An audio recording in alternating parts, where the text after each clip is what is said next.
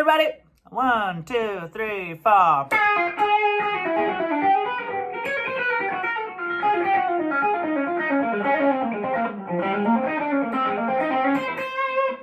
Woo! How you doing, everybody? I missed you all. I've been out playing with Dopapod, and it's been so wonderful.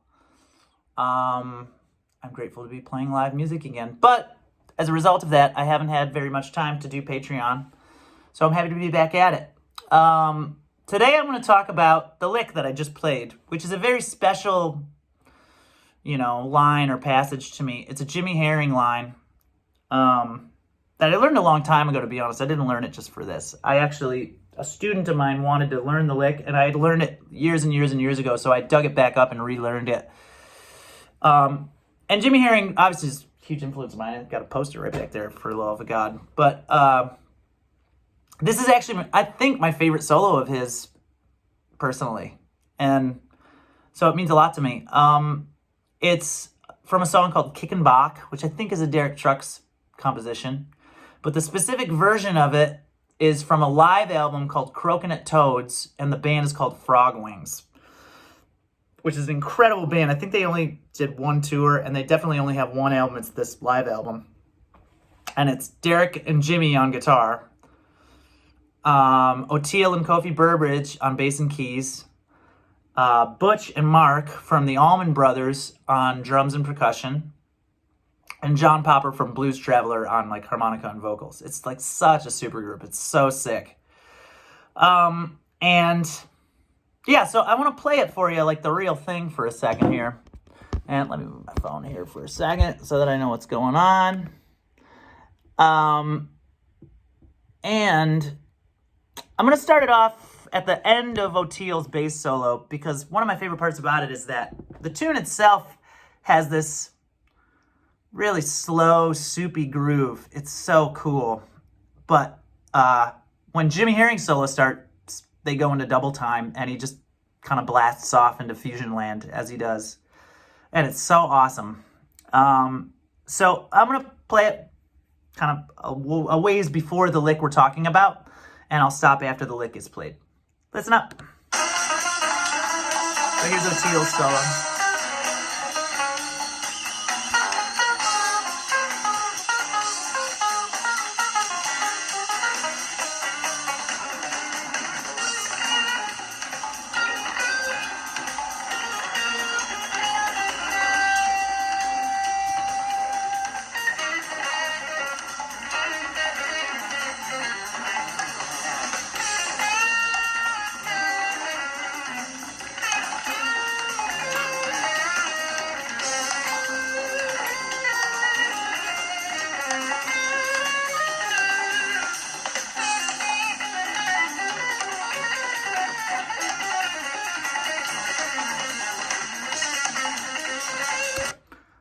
Damn, right? Okay, so here's the deal. We're going to talk about that really fast lick that was the last thing you heard. But just as a whole, I love how spaciously he starts off that solo before doing his thing that he's known for of having crazy chops and kind of out ideas, but still being bluesy all the time somehow. I actually found an old guitar magazine where they interviewed Jimmy Herring and Derek Trucks about Frogwings, and Jimmy specifically said that playing with Derek had made him be a little more patient in his soloing and starting his solos a little simpler to leave them room to build up to that sort of, chops-based, mind-blowing thing that he does. And you can tell in this solo, and I think that's really cool to hear, he's letting him, how humble of him to let himself be influenced by at the time, 17-year-old Derek Trucks. And Jimmy's in his 30s probably by then. That's just such humility to me. But let's talk about the specific lick. So we're in B-flat minor, but for the first couple measures of this lick, none of that's going to matter because it's just out. For a little while, it's not going to look anything like any key. But it starts off, the first couple of notes are definitely a bend you would recognize as being in B-flat, or in a B-flat pentatonic. It lives there, so it starts here.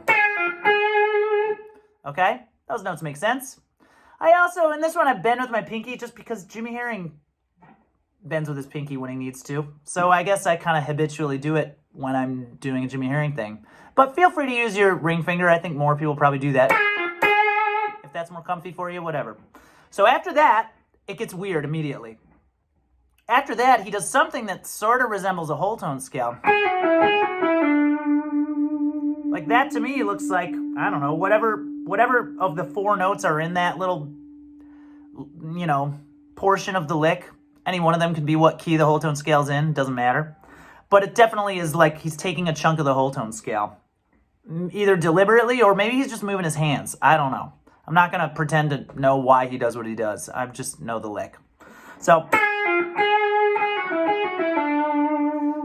okay, from there, he does this. Which to me is all just moving around the interval of a minor third. Or major thirds, minor thirds, either one. But it's almost like he's just sliding that shape around for the sake of being out, So we have this so far.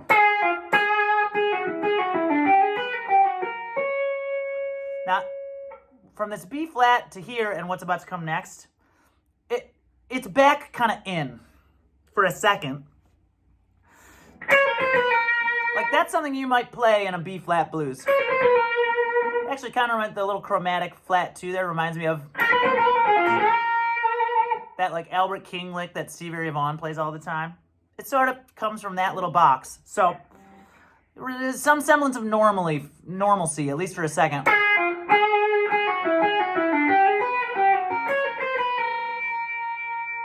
Okay, then more of the sliding thirds around. At least that's what I think of it as being.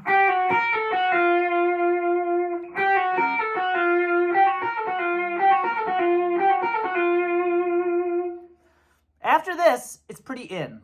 Okay, so this is the weird out part of the lick.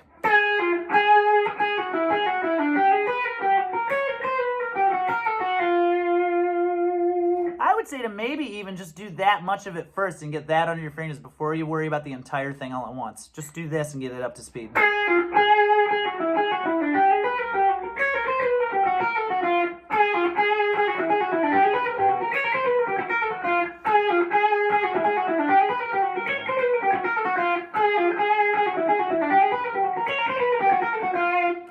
Okay?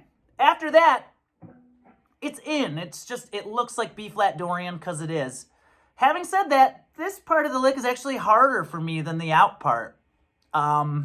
He sort of does, like he sort of like descends the scale in groupings, but not the same grouping every time. Something that to me, it reminded me of Eric Johnson a little bit, where he would Eric Johnson plays like pentatonic things and does he'll do a group of 5, then maybe 3, then 6. So, just like a random assortment of groupings. It reminds me of that a little bit, but I would assume maybe he's not thinking, ideally he's not thinking anything when he's playing, but I certainly don't think he's thinking about Eric Johnson while he's doing this. So here's the next part.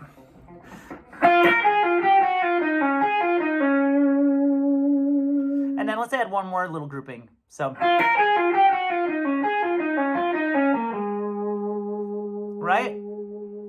So,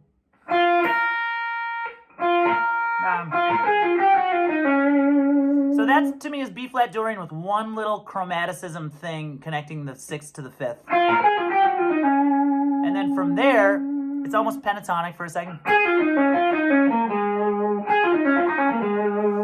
2, 3, 4, 1, 2, 3, 4, 5. It's a group of 4 and then a group of 5. Not that you should worry about that. You should just get it under your hands, whatever it is, So that whole little piece is this. Let's connect that to the whole first out thing we have.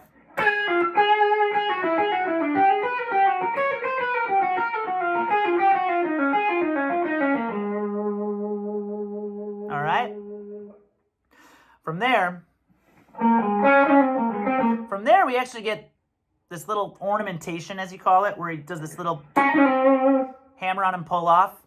I would call that a 16th note ornamentation. To me, that's almost like a Charlie Parker thing. Which, for all I know, maybe he did kind of develop that kind of habit from learning Charlie Parker. Who knows? And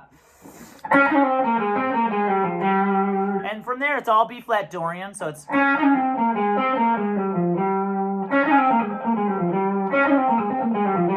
So when that's in context with the rest of the lick, and if you haven't noticed already, I'm compartmentalizing pieces of this lick because it's more digestible that way. So our first little compartment was.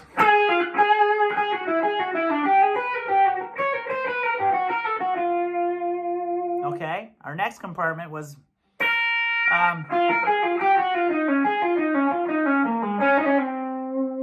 Oh, the next compartment, I played into the next compartment for a second. The next compartment is. And when you put it all together, you get.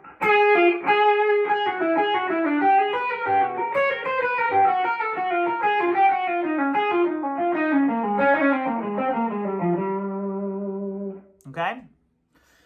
Okay, now the last sort of piece here, still very in, except for like maybe one note. Everything is in B flat Dorian. So it goes like this.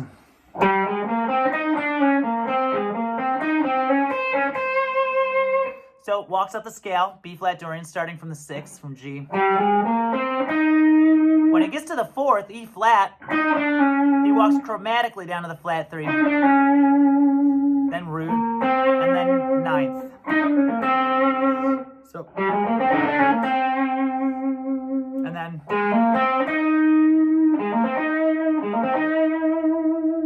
so, and then the last thing he does, which the lick kind of keeps going after this, but I stopped here because obviously this is so much information already, is this cool interval of a 7th. It's the flat 3 of B flat and the 9th. Okay? So the whole thing from there is.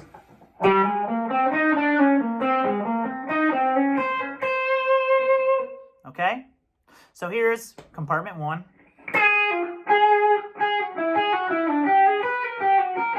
Whoops, let's do it again.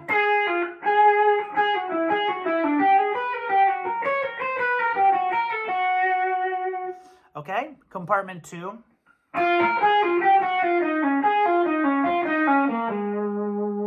Okay, compartment 3.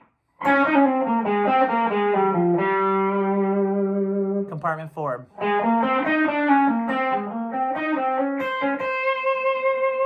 All right? To me, with a lick this long and this, dense, I would break it up into little miniature licks like that. That's how I usually can handle something like that, instead of trying to learn all of it all at once. And I also think that's good because it's easier to put something smaller than this entire lick into your vocabulary. Like, if you just take this compartment, you could easily play this when you're in B flat, playing your own licks, being creative all on your own. Like, that's manageable to throw into your vocabulary. If I did something like,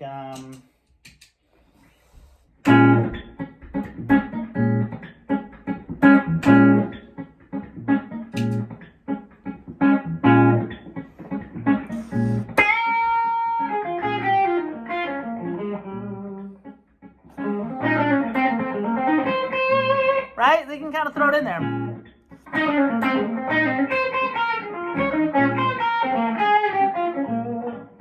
Right? Or maybe we could throw in that out thing.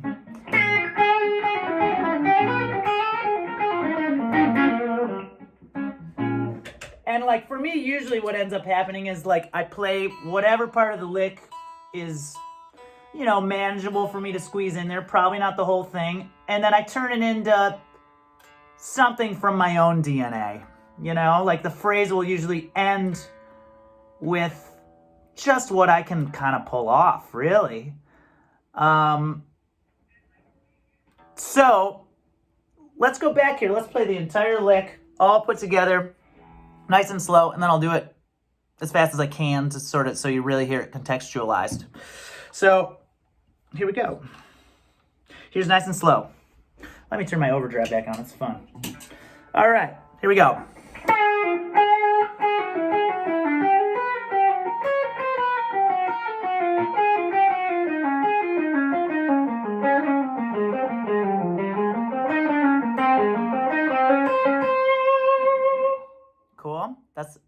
compartment put together in time. Now let's try it nice and fast. I'm going to do it kind of like this so you can kind of see my picking hand too, which I'm not sure what my picking hand is doing because, you know, really the ends justify the means. If you're playing the lick correctly, like, who cares how your picking hand's pulling it off, you know? Unless it sounds like shit. Just, you know, as long as it sounds good and you can play the lick, then whatever technique got you there is great. So maybe watch what picking technique I'm using, and if there's anything you see that you like, use it. I don't think I'm picking too much. I think I'm doing a lot of pull-offs and stuff when it's in that sort of out part, and then doing some hybrid picking in the second half because there's some little funny leaps in there where they're non-adjacent strings. So hybrid picking is just sort of easier when something like that happens for me. So I just do it naturally. So we get this. Let's do it nice and slow one more time, but you can see my picking hand.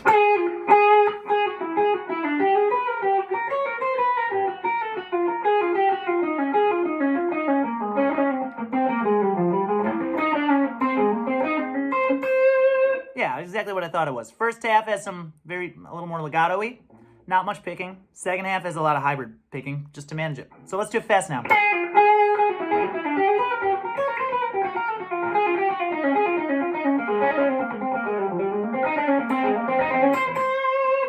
And there you have it. That's the lick.